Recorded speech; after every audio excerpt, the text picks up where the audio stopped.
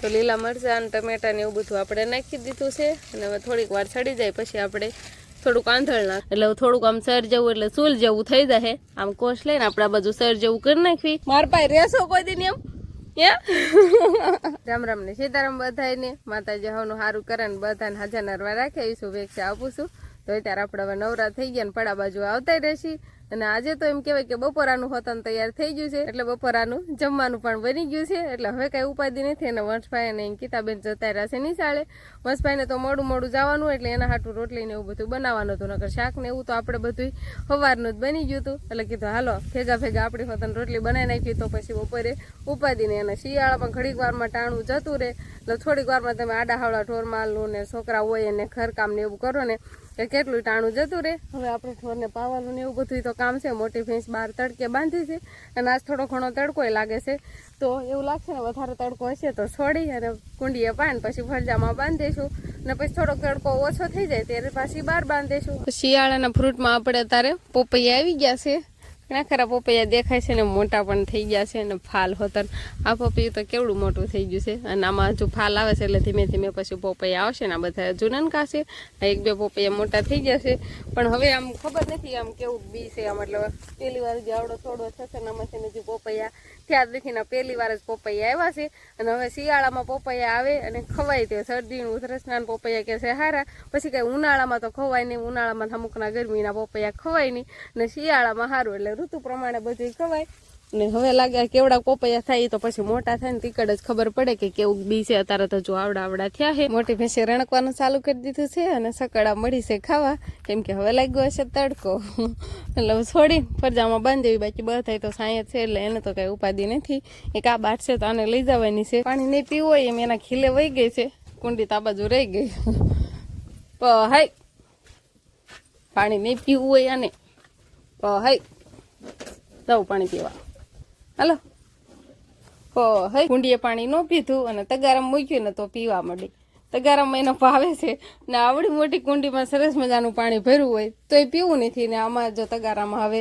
પીવા મળી નકર અહીંથી પાસે થઈને ચાલી તો એ ન પીધું અને હવે આપણે તો કામે લાગવાનું આપણે તો ગાગરે કરીને તગારામાં નામવાનું ત્યારે એ પાણી પીવે તો કુંડીએ જ પી લેતી હોય તો આપણે કેટલું કામ હેલું થઈ જાય તો હવે બપોરા પાણી કરવા બેસી જાય છીએ અને બપોરામાં તો આજે સરસ મજાની એમ કહેવાય કે કઢી છે ખોખાના દાણા નાખી ને શેણાનો લોટ ને એવું બધું નાખીને કઢી બનાવી છે અને બાજરાના રોટલા છે અને બવણીમાં છાશ ને વસ્તા મમ્મી જો ખાવાનું ચાલુ કરી દીધું છે અને ખાવામાં અમારે ઉતાવળ પણ રાખવી પડે કેમ કે પહેલો હોઈ ગયો છે અને પહેલાની બેન શિવાની બેને હોઈ ગયા છે એટલે બે છોકરા હોઈ ગયા છે એટલે એમ નિરાતે ખાઈ લેવી નકર હમણાં જાગે ને પછી તો ખાવા ન દે હારો રામમાં એને પેલા ખવડાવી લીધું ને હારો ખોળામાં બેહે અને પહેલો તો પછી કાંઈ રહે નહીં ખોળામાં રાખીને પછી ખાવું પડે ને એવું બધું થાય પણ નિરાતે અત્યારે શાંતિથી બે હુતા હે કે આપણે બપોરા પાણી કરી લેવી ને થોડું વાસણ ને એવું બધું કામ થઈ જાય યાર હવે આપણે આરામે થઈ ગયો છે ને હવે પાછું એક નવું કામ છે અને એ કામ એમ કહેવાય કે બાયુનું છે રસોઈ બનાવવાનું હોય એટલે ચૂલાનું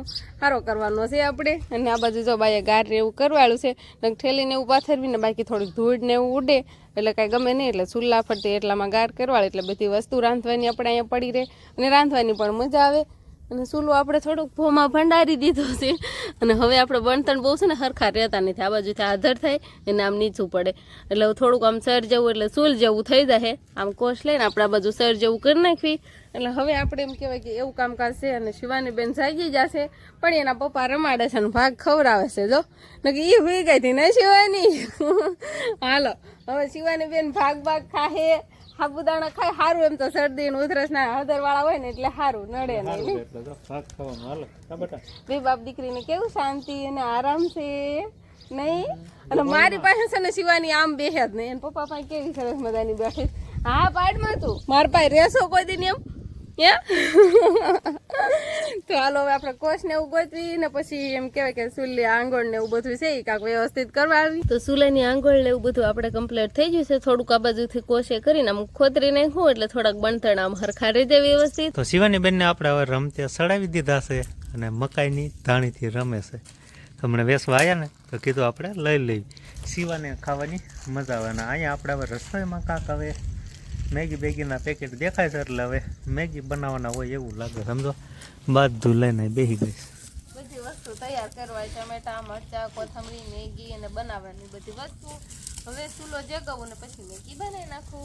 હવે શિવાનીને એમ લાગે છે કે ધાણી બાણી ફોડી જોઈએ એમ. ઈ દાણી પડી ખોરે પાછળ ફગી દીધું જો. પણ બીજું કાંક બાળી જાય સમજો. હું હશે લાવો છે ઈ મોઢામાં નહીં નાખવાનું બધું.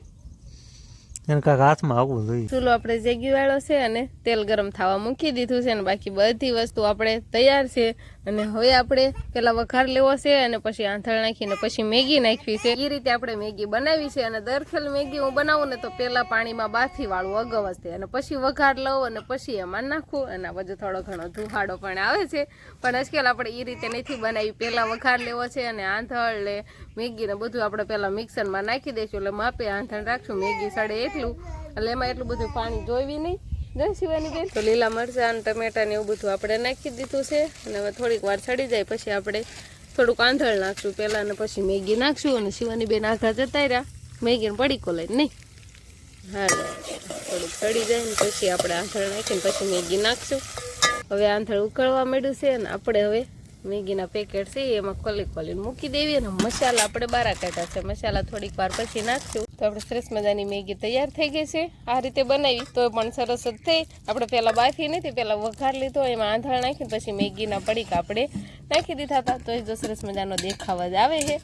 અને શિવાની બેન હવે ઉલટ ફુલટ કરવા માંડ્યા છે. બરણીને એવું બધું નહીં, ઉલટ ફુલટ કરવા માંડ્યા છો. કેમ ભાવે છે મેગી? ગળા હેઠી ઉતરે જ છે ને? નથી ભાવતી, ખાલી શાકે જ છે. હારે સાઈઝ નો વાટકો લઈ લીધો છે ને વાળું કરવા બેઠા હોય એમ જો ખાવા માંડ્યા છે. અને બસ તારું ફેવરિટ આજ આપણે શેની વાત થઈ હતી? વસભાઈ ની ફેવરિટ મેગી બની છે. એને ખબર નથી. અંજો પેલા આમ થતો હતો ને એને એમ કે આજ બધું બનાવવાની છે, પણ પછી ખબર પડી કે બની ગઈ છે. અને શિવાની બેન ઠપ કરે છે. જો છોકરા બધા વિયેવાન કાંક ભાગ લેવા છે.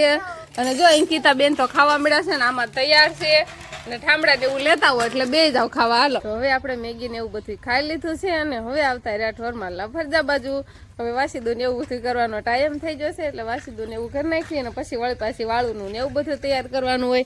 વાસીદામાં તો એટલું બધું આજે જાજુ વાસીદું છે નહીં, કેમ કે આપણે બપોરે જ તે હારવાર પોદળા ને એવું બધું ભરતા જતા. સવારમાં ભર્યા, બપોરે ભર્યા ને હવે સાંજના છે એટલે એટલું બધું વાસીદું નથી. અને ઠોર પાવાનું કામ તો આપણે પેલા જ થઈ ગયું છે એટલે ઠોર બોર તો પાયદી થશે, પણ થોડું ઘણું વાસીદું છે એ વાસીદું કરવાડવી આપણે. હવે સૂરજ દાદા દેખાતા નથી, થોડું ઘણો પ્રકાશ દેખાય છે ને શાંત વાતાવરણ એકદમ સરસ મજાનું થઈ ગયું છે. ને પારવા એમ કહેવાય કે પક્ષીઓ દેખાય છે. અને વાસીદું ને એવું તો બધું આપણે કમ્પ્લીટ થઈ ગયું છે. પણ હવે ઘરે જ આવીએ એટલે લોટ બાંધીને રોટલી ને શાક ને એવું બધું બનાવવાનું હોય એટલે વાળું પાણીનું ને એવું બધું તૈયાર કરવાનું. પછી પાછી મોટી ભેંસને દોવા પણ આવવાનું હોય. અત્યારમાં હજુ ન દોવા દે, થોડીક મોડાકથી દોવા દે એટલે પછી આપણે ભેંસ દોવા આવશું. તો પહેલાં તો જઈને હવે રસોઈ જ બનાવવા મળશું. તો બસ હવે આજનો દિવસ કાંક આપણે આવો રહ્યો. તો આ સાથે જ હવે આજનો વ્લોગ આપણે અહીંયા પૂરો કરશું. તો વિડીયો તમને કેવો લાગ્યો કમેન્ટમાં જરૂર કહેજો. અને જો પસંદ જ આવ્યો હોય તો લાઈક કરજો, શેર કરજો અને ચેનલમાં નવા હોય તો ચેનલને સબસ્ક્રાઈબ કરી લેજો. તો ફરી પાછા મળશું આપણે નવા વ્લોગમાં. તો બાય બાય.